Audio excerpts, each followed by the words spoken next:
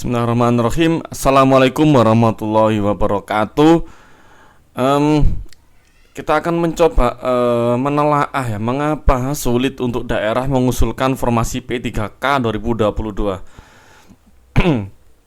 Bapak Ibu, kita perlu nih tidak menyalahkan sana sini, tapi kita mencoba untuk menganalisa kira-kira apa yang membuat daerah itu nggak mau atau enggan atau kurang greget untuk mengusulkan formasi gitu kayaknya ya.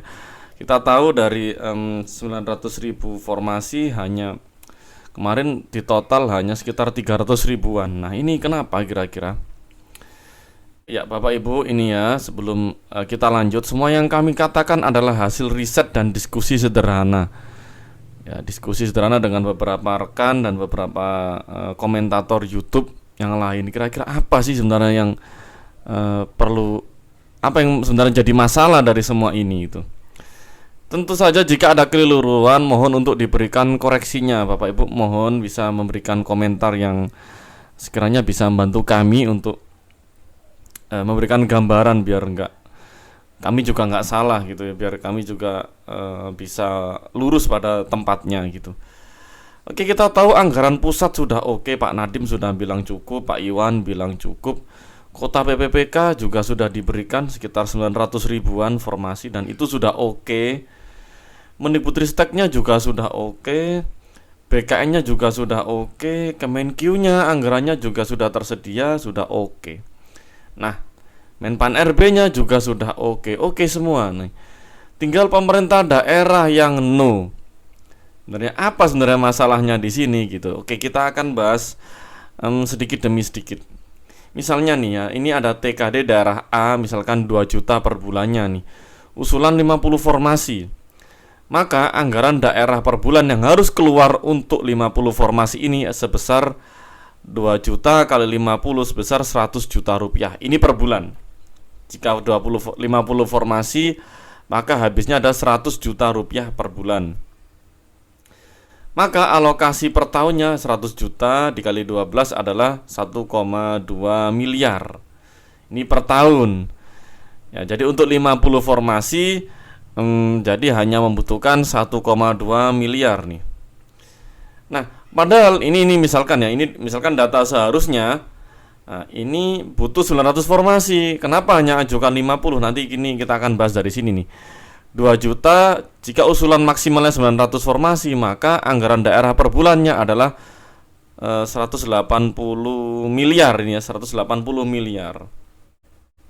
Maka kalau per tahun 180 miliar kali 12 adalah 2,1600 triliun ya, 2,16 triliun nih. Nah, ini nih yang nanti kita bisa bareng-bareng ya kita cermati kira-kira nih. Ini kira-kira solusinya apa gitu. Misalkan ini nih, ini di daerah mana? Daerah Garut, Pemkab Garut. Ini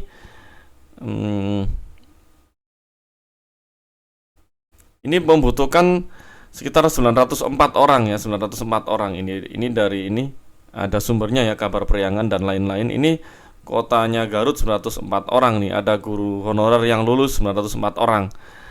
Nah, kemudian TPT ini ya, TPT itu adalah tunjangan penghasilan tambahan itu atau tunjangan kinerja daerah itu 2,5 juta. Ini tadi saya buat 2 juta aja biar gampang hitungnya.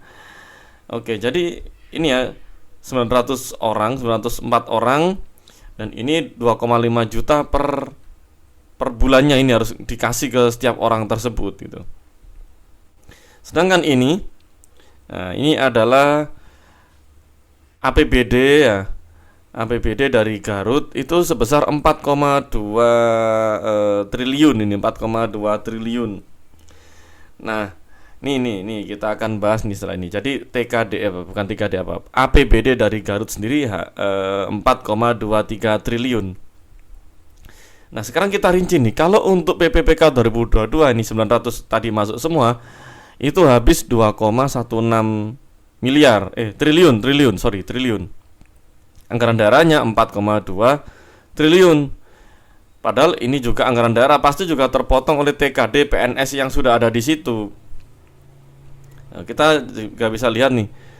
Oke, tentu saja 4 ini itu habis untuk apa? Ada operasi, pegawai, barang jasa, hibah, dan banyak sekali yang harus dipenuhi oleh kabupaten tersebut atau daerah tersebut. Nah, Oke, hingga sekian-sekian ini ya. Jadi pengeluaran kabupaten itu juga banyak, Bapak Ibu. Jadi nggak bisa kita bayangkan sedikit gitu.